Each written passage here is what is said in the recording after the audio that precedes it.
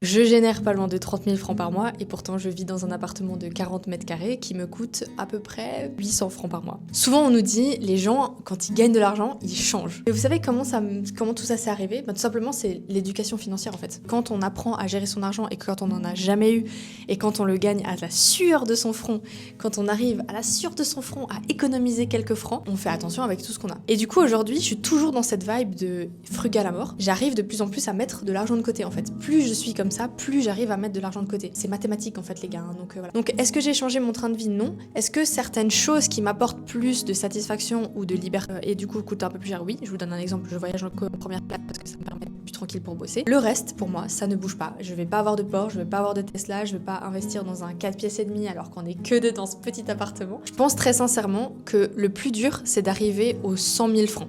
C'est vraiment, si vous partez de rien, je vous le dis, si vous regardez les vidéos, c'est une histoire par jour sur mes thunes, pendant une semaine, dans le cadre du challenge de l'été. Si j'ai un conseil à vous donner par rapport à ça, c'est le plus dur, c'est d'arriver aux 100 000 francs, aux 100 premiers 1000 francs. Parce qu'une fois que vous avez une jolie enveloppe, vous pouvez l'investir, vous pouvez partir en immobilier, vous pouvez partir en bourse, bref, vous pouvez aura automatiquement plus de bébés. Mais le plus dur, c'est de dire aujourd'hui, je suis pas loin de l'atteindre. Grâce à la société, grâce à tout ce que j'ai fait, mais ça demande aussi une certaine rigueur, c'est-à-dire que tant que je l'ai pas, tant que je suis pas confortable, je reste la plus frugale possible, c'est-à-dire que je vais pas me mettre à faire des trucs qui vont me coûter trop d'argent que c'est pas que je peux pas me le permettre, mais c'est juste que c'est pas logique par rapport à mes objectifs. Donc moi, ce que je vous conseille vraiment de faire, c'est de regarder ce que vous avez envie dans votre vie et de le construire petit à petit, d'être aussi humble avec le fait que ça prend du temps, mais qu'on arrive très facilement à ses objectifs quand on se donne les moyens. Si vous voulez suivre la série, c'est un épisode par jour où je vous raconte une histoire sur mes thunes et comment je les gère pour devenir millionnaire en Suisse. C'est trop putaclic.